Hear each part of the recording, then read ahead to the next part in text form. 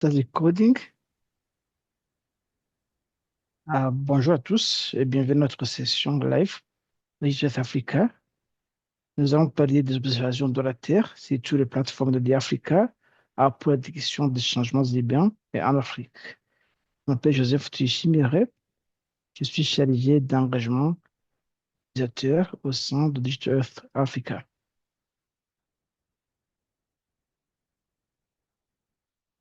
Comme vous le savez, DiAfrica, c'est un programme qui a été initié par l'Agence spatiale australienne sous les fonds et subventions du gouvernement australien. Nous sommes là pour fournir un service fiable, opérationnel sur tout le continent qui utilise les observations de la Terre pour aider les politiciens, les scientifiques, les sociétés privées et la société civile à faire face aux changements socio-économiques et environnementaux sur notre continent. Nous allions à l'initiative Frégéo et nous identifions les défis en l'observation de la Terre. Nous essayons de développer des plateformes adaptées et qui permettent aux gens d'accéder gratuitement aux données, mais aussi de les intégrer avec les différentes sources de données et pour résoudre différents problèmes sur le continent.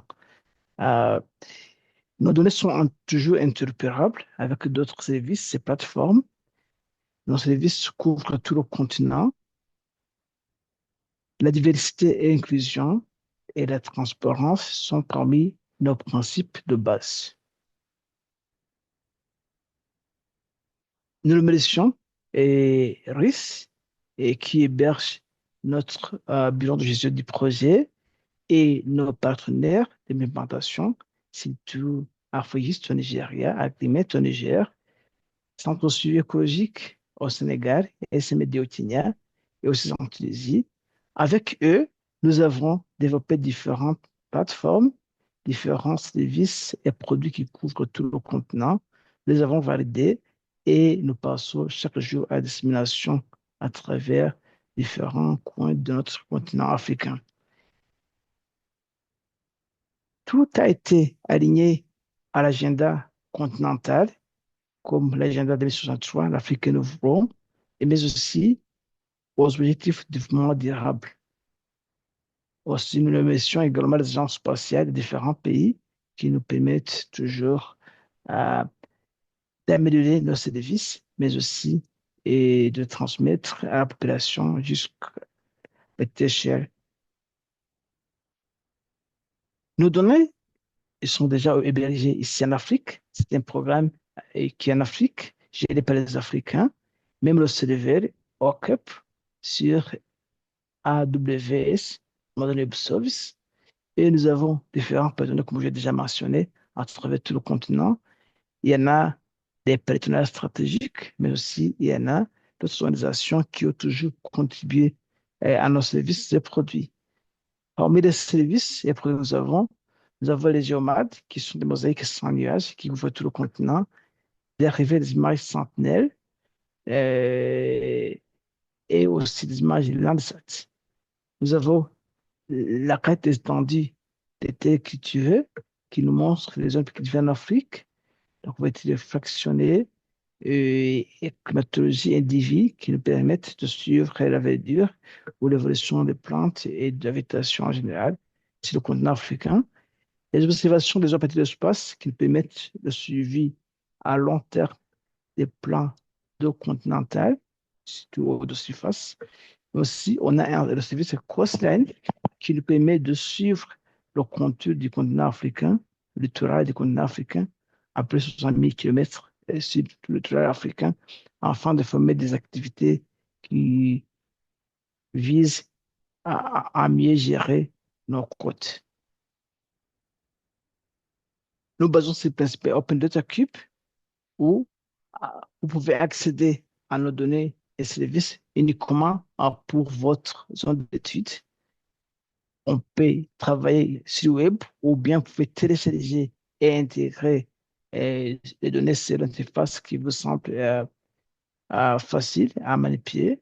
Et bien sûr, Tout est gratuit, même à poser commercial.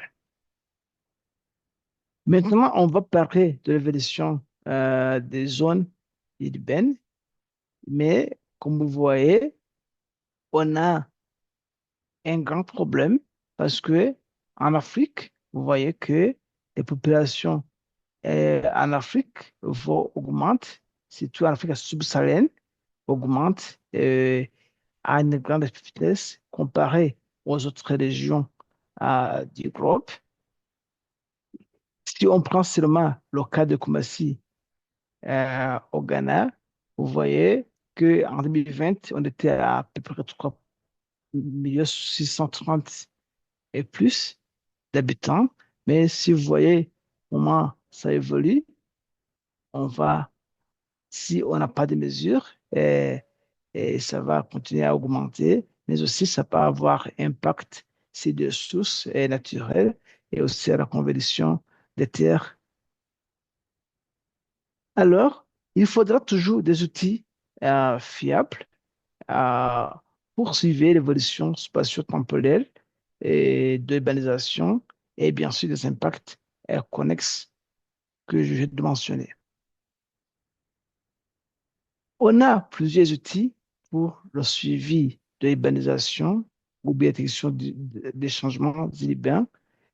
On a l'indice de surface bâtie par différence à normalisée, NDBI, qui est par la formule que vous voyez ici, et qui est le rapport des bandes semi-infrarouges et moins la bande infrarouge. Et ensuite, on a les surfaces artificielles.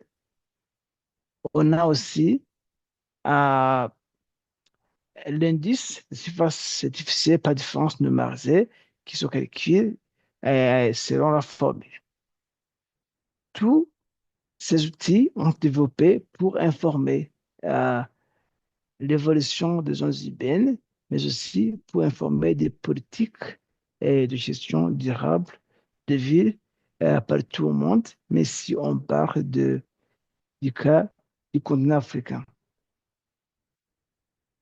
Si on prend l'exemple de la ville de Koumassi au Ghana, ici, à travers la Centre de l'Afrique, on a utilisé l'indice de surface imperméable par différence numérisée qui est un proxy de l'urbanisation qui est toujours dérivé des images multispectrales.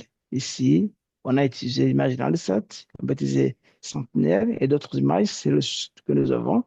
Et cet indice valide de -1 à +1, c'est-à-dire que -1, c'est des zones non urbanisées.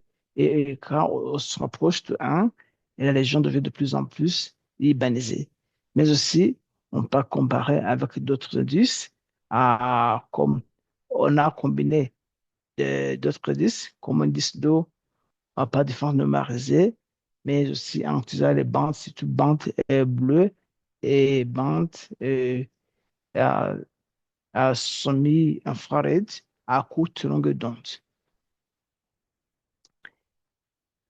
Je vous ai parlé que parmi les services, les produits que nous avons les géomades. Ils sont des mosaïques sans nuages qui couvrent tout le continent. Si on va observer visuellement un paysage géomade dérivé de l'image centenaire 2, vous voyez à gauche, c'est en 2017. À droite, c'est en 2020. Vous voyez qu'elle avait s'est expandue et c'est tout vers la zone euh, est et du sud, surtout vers du centre vers le nord, comme vous voyez à l'œil nu. Mais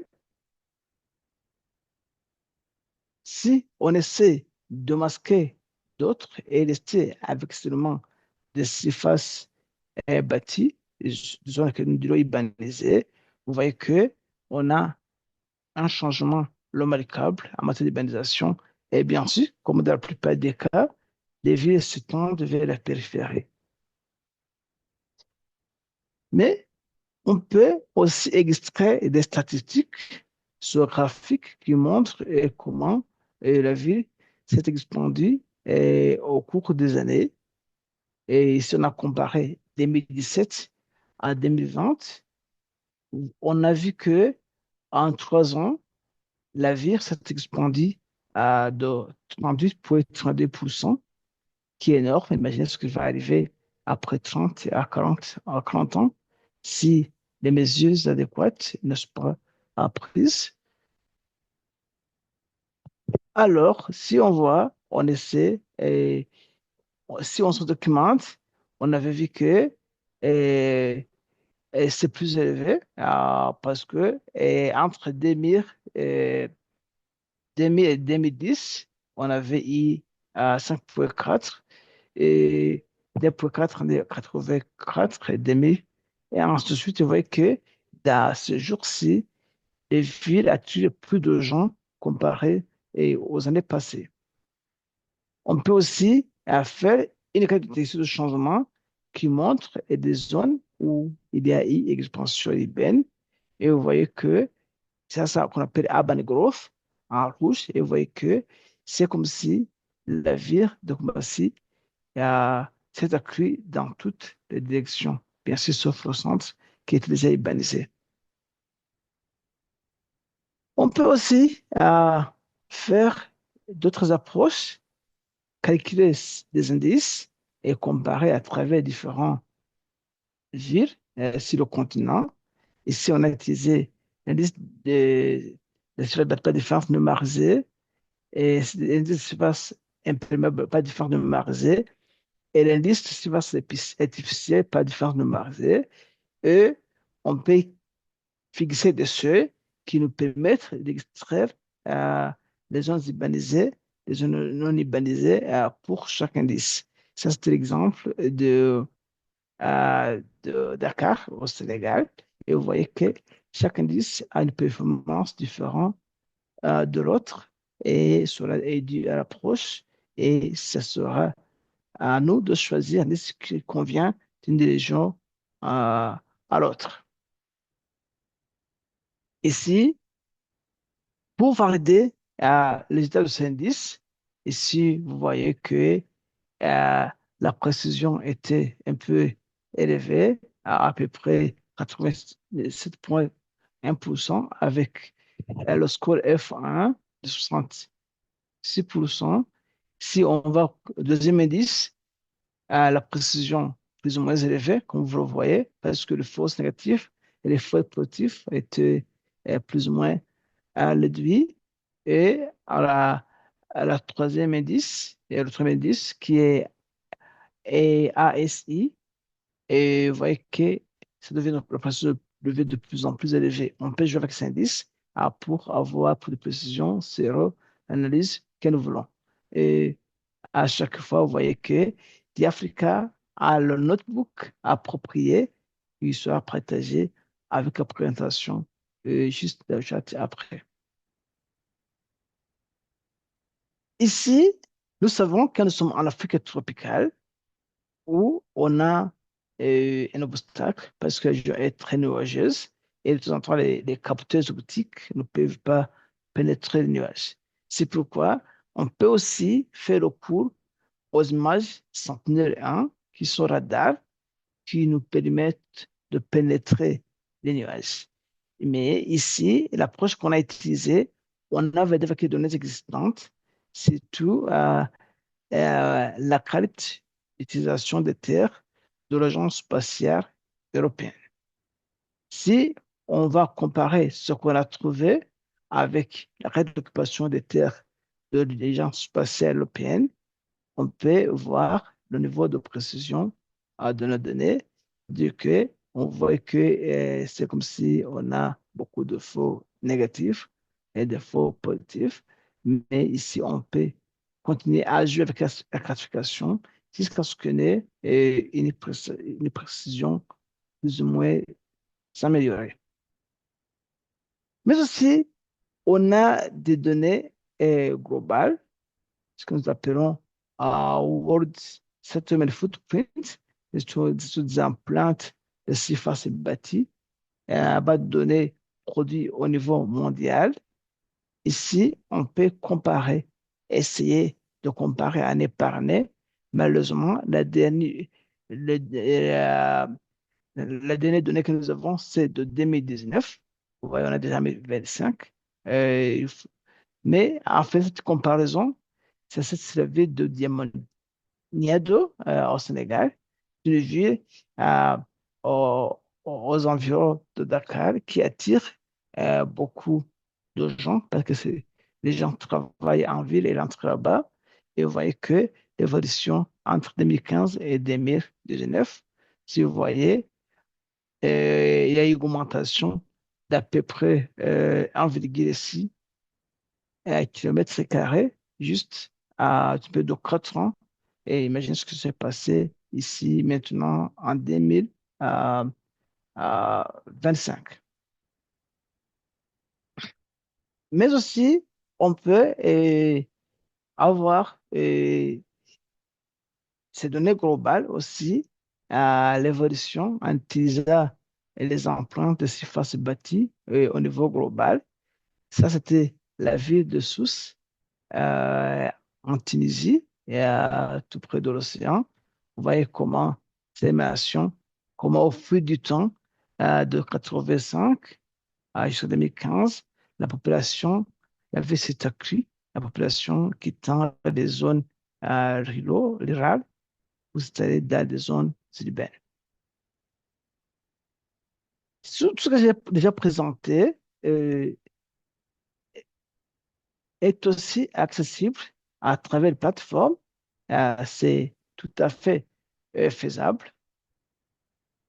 À travers les plateformes, surtout les cas de d'Africa, vous voyez que nous pouvons accéder à différentes sources de données et services.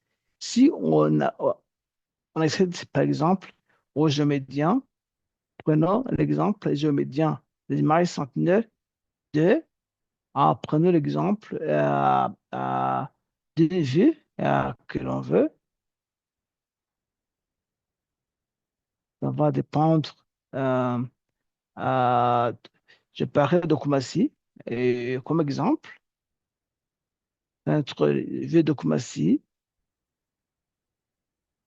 Ici, on peut faire une comparaison, même en termes d'image vraie couleur. Ici, nous pouvons faire une comparaison. Disons, comparer. Nous allons choisir notre pas de temps de départ, disons 2017, et pas de temps de comparaison, disons 2024. Ici, comme ça, on est à 2017, 2024. Vous voyez comment la vie s'est accrue au 2017-2024. Vous voyez comment la vie s'est accrue au cours du temps. En 2017-2024, la vie s'est accrue au cours du temps et je peux vous partager euh, le lien dans le chat. Juste quand vous allez cliquer là-dessus, vous pourrez voir ce que j'ai fait et exactement même utiliser votre portable. C'est une plateforme euh, euh, carte d'Afrique qui est très facile à manier. J'avais aussi essayé avec la ville euh, de Bissau euh, au Guinée. Ça, c'est 2017, 2021, 2017, 2021. Vous voyez comment la ville s'est expandue euh, au cours des années. Je vous partage aussi le lien dans le chat, juste à titre d'exemple. En utilisant la même donnée, carte de d'Africa, vous pouvez explorer d'autres données globales. Sans dataset, ici, Urban, c'est les zones urbaines, World Settlement Footprint. Ici, vous pouvez euh, explorer différentes de ces données. Ça, c'est l'empreinte euh, des zones urbanisées pour 2015. Ici, on peut aussi ajouter pour, disons, 2000, 2019, comme je le faisais. Alors, ça, c'est 2005. Ça, c'est 2019. Vous voyez, 2015, 2019, ainsi de suite. voyez que cette ville, si vous voyez 2015 et vous comparez 2019, vous voyez que la ville s'est très urbanisée au cours des années servies de Bissau en Guinée. Ça, oh, c'est faisable. Mais aussi, à travers la sandbox, c'est aussi l'interface très robuste qui nous permet de produire des cartes et des statistiques et de produire des graphiques et qui nous informent au fil de l'évolution euh, des différents phénomènes. Ici, on va parler de l'évolution des villes. Quand vous ouvrez la sandbox, maintenant, la sandbox est en maintenance, mais d'ici peu de temps, on va le tourner. Et quand vous ouvrez, vous verrez que les notebooks sont groupés par ODD. Ici, quand vous voyez ODD 9, on a ODD, indicateur ODD 9.1.1, proposition des populations idéales. Et on a différents notebooks qui sont groupés. Notebook, c'est tout. La question de changement, il est bien entre les éléments sentinelle 2, 1. Les changement, il est bien entre les éléments sentinelle 2.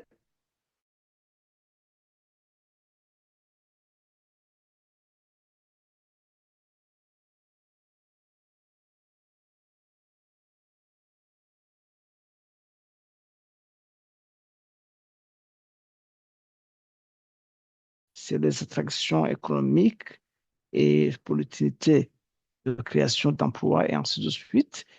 Et il nous montre comment les étapes à suivre. On a utilisé les données sentinelle 2, on a utilisé l'indice de surface imperméable par défense numérisée. On a changé des paquets et fonctions de Python en général. Il y en a ceux qui sont communs et il y en a aussi les outils qui ont développé par l'Africa. Et ce qu'on fait toujours, on a spécifié notre zone d'étude.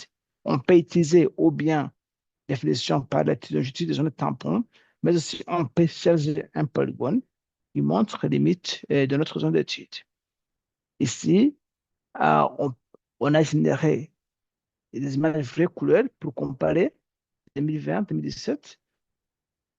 Et par après, on a produit l'indice de surface euh, imperméable, pas de différence, normalisé, indice pour comparer zones urbaines et zones non urbaines. On a défini le seuil qui nous permet de masquer des zones urbaines.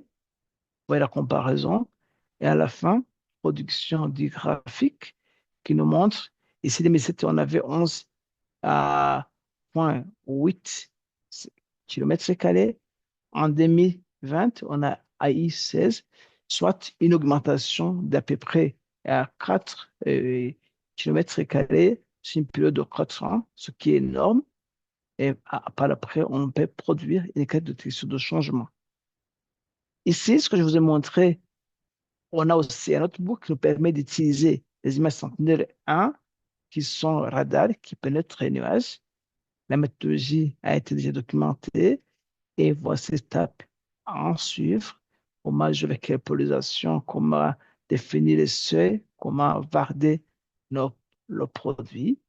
Et comme je vous l'ai dit, si je vais immédiatement au résultat, euh, euh, ça- on a fait une classification non spécifiée.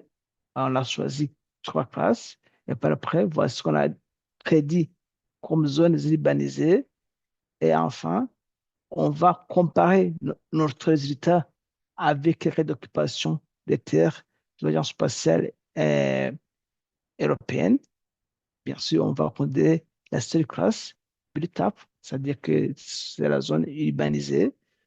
Et enfin, vous voyez, en comparant ce qui a été produit par ESA et ce qui a été produit par notre méthodologie, et on peut utiliser différents euh, euh, métriques ou différentes approches pour évaluer la précision de notre classification. Et enfin, vous voyez que euh, et la classification et ça, la validation de notre classification. Et bien sûr, ce n'est pas assez de bonne qualité, mais il faudra toujours améliorer en jouant avec le nombre de classes qu'on a utilisées. On peut aussi utiliser des données globales à, à cette sur mes footprints à, qui, qui ont été produits par euh, euh, euh, l'Agence spatiale européenne et l'Agence aérospatiale et la centrale spatiale allemande. Et ces données, on peut les utiliser, on a seulement des pas de temps, 2015-2019. On peut passer à la comparaison, comparer des temps à 2015-2019. Ça, c'est le cas de la levée de source que je vous ai montré. Et par après, vous voyez comment ça a évolué. Ça s'est doublé, si on peut dire, entre 2019 et 2015. Ainsi, on peut faire une carte qui combine les deux. Vous voyez comment la, la population s'est expandue au cours des périphères. On peut aussi produire une carte qui montre le graphique d'évolution, mais aussi animation qui montre comment elle avait s'est expandue et au cours des années. Les vires ne sont pas seulement expansion en matière de surface, mais aussi en matière de qualité de la vie. euh, et avec le concept de l'économie de ville verte, en collaboration avec le Club Sahel, on a développé une méthodologie qui nous permet de détecter les zones vertes dans des milieux urbains. Et à travers cette méthodologie, ce on peut trouver, on sait, euh,